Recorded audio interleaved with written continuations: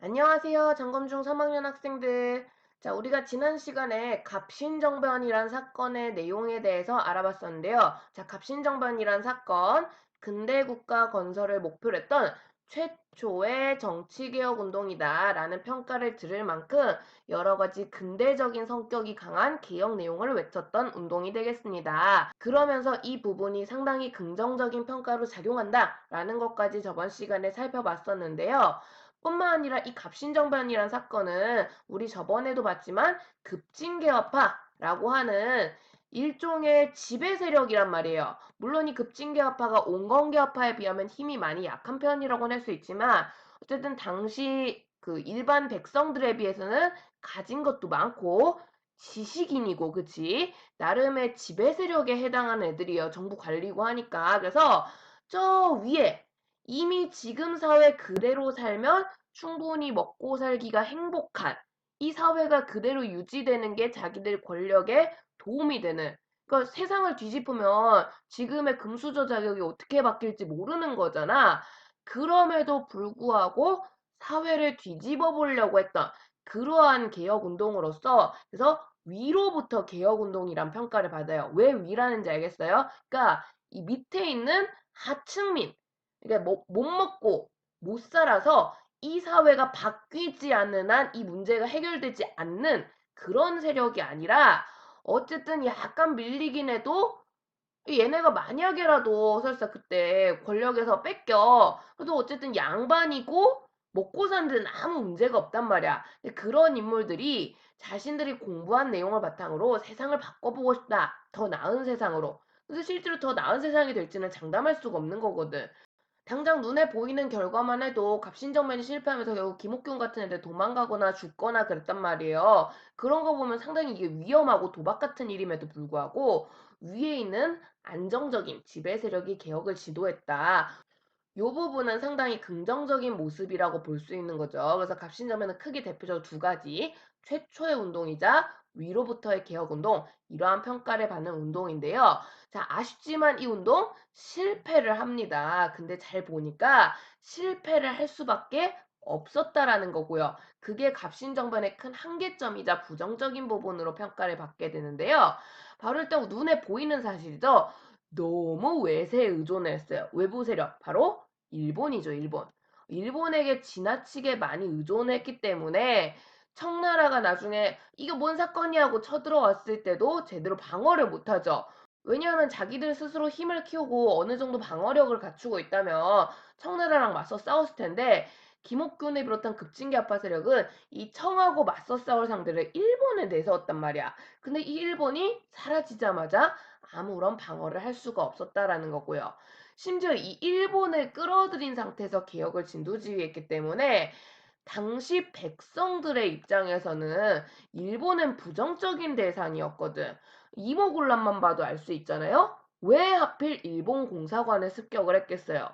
그러니까 일본이 그만큼 당대 백성들에게는 우리의 식량을 뺏어가는 자, 우리를 못살게 구는 자, 이런 이미지가 강한데 개혁 내용이 좋고 나쁘고를 떠나서 급진계파가 이미 일본하고 손을 잡았기 때문에 백성들 입장에서는 아, 쟤네는 나쁜 놈이구나. 이런 이미지가 자연스럽게 형성이 됐다라는 거지. 그래서 실제로 뭐 호주의 재정 일원화라든가 지조법이라든가 이런 부분들은 충분히 백성들에게도 도움이 되는 내용이란 말이야.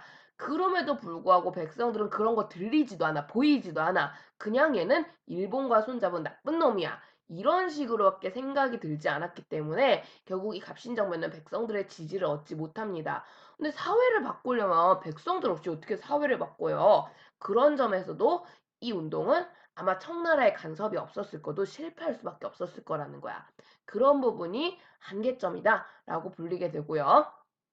그리고 지금 말했듯이 결국 갑신정변은 청나라에 의해 문제가 해결된 게 돼버렸어요. 그래서 더욱더욱 청나라의 내정 간섭이 더욱 심해지게 되는 거고요.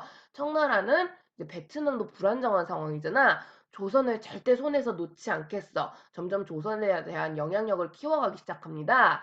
그런데 이때 가만히 있지 않아요. 일본 역시도 조선에게 또 한 번 조약 체결을 얘기하게 되는데요. 자, 우리나라 수도 한성까지 쳐들어와서 조약을 맺어요. 니네 갑신정변 난리치는 과정에서 우리 일본 공사관이 또 피해를 입었다. 우리 일본 공사관이 다쳤다. 뭐 이러면서 배상금 지불을 의뢰합니다. 참 이것도 일본 대단하죠. 앞에 뭐 재불포 조약이야. 그래 우리가 할 말이 없잖아 좀. 이모곤란 갑자기 일본 공사관에 습격을 했던 거니까. 근데 이 한성조약 같은 경우는 좀 억울했던 게 그거 급진기업한테 다가갔던 건 일본이거든. 그러니까 일본도 지들이 노리는 게 있으니까 여기에 개입을 했던 건데 근데 오히려 피해를 입었다. 억지를 부리면서 이제 배상금을 얻어가는 거죠. 근데 힘없는 나라라 어쩔 수 없어요. 일본이 원했던 대로 배상금을 지불하게 되는 거고요. 그래서 이 두 조약 구분하셔야 돼요. 재물포 조약은 이모군란 뒤에, 한성 조약은 갑신정변 뒤에 체결이 되면서 또 한 번 우리는 경제적으로 일본에게 큰 타격을 입게 됩니다. 일본은 청나라처럼 내정 간섭을 막 해오는 건 아니지만 경제적 분야를 중심으로 점점점 영향력을 키우는 모습을 보이게 되고요. 자, 그러다 보니 경제는 물론이거니와 전체적으로 우리나라의 영향력이 컸던 청나라와 그 과정에서 경제 분야를 중심으로 막 치고 들어오는 일본. 그러다 보니까 이제 이 경제 분야에서 이 두 나라의 갈등이 점점점 심해지게 되고요. 그러니까 청은 청대로 조선을 먹으려고, 일본은 일본대로 조선을 먹으려고 이제 이런 전략과 술수를 쓰는 거야. 근데 문제는 이 두 나라, 누가 조선을 먹을지 알 수가 없어요. 으르렁 으르렁 하는데, 엑소 노래 생각난다. 이렇게 으르렁 거리는데, 근데 이 분위기가 점점 심해지면서 잘못하면 전쟁이 터질지도 모르게 되는 거야. 심지어 청나라 역시 조선 안에 군대가 있었고요. 일본도 조선 안에 군대가 있었어요. 그죠? 조청상민 수륙무역장정과 재물포조약의 영향으로. 그러다 보니까 전쟁 나기 너무 좋은 상황인데 청나라 입장에선 아직 전쟁은 조금 불안해. 왜냐? 이미 청나라는 지금 전쟁 중이거든. 누구랑? 프랑스랑. 이때 아직 청포전쟁이 다 끝난 게 아니에요. 그래서 청나라 입장에서는 전쟁을 더욱 확대시키기가 원하지 않았고요. 일본도 일본대로 우리가 조선에 먹고 싶은 건 맞지만 청나라랑 붙기에는 아직은 우리 실력이 좀 모자라 이렇게 생각을 했거든. 괜히 김옥균한테 도와줬다가 빠진 게 아니야 일본이. 그래서 청나라가 그래도 덩치가 있기 때문에 일본 입장에선 좀 더 준비 작업이 필요하다고 생각을 했어요. 그 양국의 입장이 맞아 떨어지게 되면서 전쟁만은 우리 막아볼까? 조약이 체결됩니다. 이 조약이 텐진 조약이라고 하고요. 텐진 조약. 자, 그래서 전쟁 나기 분위기 좋은 이유 중에 하나예요. 조선 내에 지금 양국의 군대가 있다라는 거지. 그래서 청일 양국의 군대를 모두 철수하자. 동시에 같이 빠지는 거야. 요 내용이 텐진 조약의 주 내용이고요.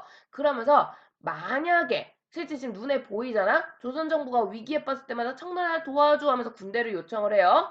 또 언젠가 김옥균 같은 놈이 나타나서 일본 도와줘 할지도 몰라. 이 양국에서 만약에 조선에 이제 먼저 두 나라 중에 군대 가는 쪽이 유리하단 말이야. 그걸 대비하기 위해서 만약에 조선이 청이건 일본이건 한쪽에 군대를 요청하면 상대방도 군대를 같이 보내기 이런 식으로 이제 약속을 해요.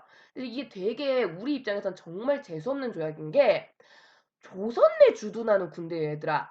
우리가 요청을 해서 지금 뭐 예를 들어 우리가 북한하고 전쟁 중이잖아. 미국한테 그래서 주한미군이라는 거를 부탁을 해가지고 이제 있는 상태잖아요. 그런 식이면 괜찮은 건데 그게 아니라 멋대로 남의 나라 군대가 찾아올지 말지가 결정되는 거야.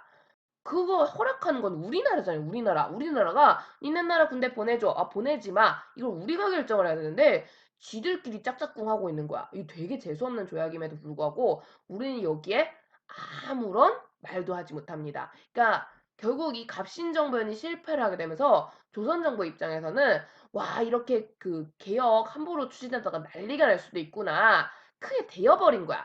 공포심 같은 게 생긴 거죠. 일종의 트라우마랄까? 그래서 섣불리 지식인들도 함부로 개혁에 나서지 않게 돼요. 근데 뭐 당시 백성들이 뭘 한다고? 백성들 역시도 침묵하게 되는 거고요. 그러니까 나라에 아무 힘이 없는 거야. 그래서 이런 상황이 벌어짐에도 아무 짓도 우린 하지 못하게 됩니다. 그러면서 이 상황이 계속 지속이 되는 거지. 그래서 주변 국가들은 조선 뭐야? 바보야? 가만히 있네? 이러면서 더더욱 조선을 먹으려고 다가오게 되는 거고요. 결국 이 급진개혁파의 갑신정변이 일어난 이후부터 다음 개혁운동이 벌어지기 전까지 약 10년의 세월 동안 조선은 주위 국가들한테 막 휘둘리고 위협을 받는 상황이 만들어지게 돼요. 그러면서 조선의 큰 위기 상황이 펼쳐지게 되는데요. 갑신정변이 성공했으면 참 좋았을 텐데 안타깝죠. 그래서 이 안타까움을 좀 잘 기억하라고 선생님이 갑신정변 한계점을 보여주는 드라마 짧게 영상 하나 더 추가를 해놨습니다. 같이 드라마 한번 보고 내용 이어서 살펴보도록 할게요.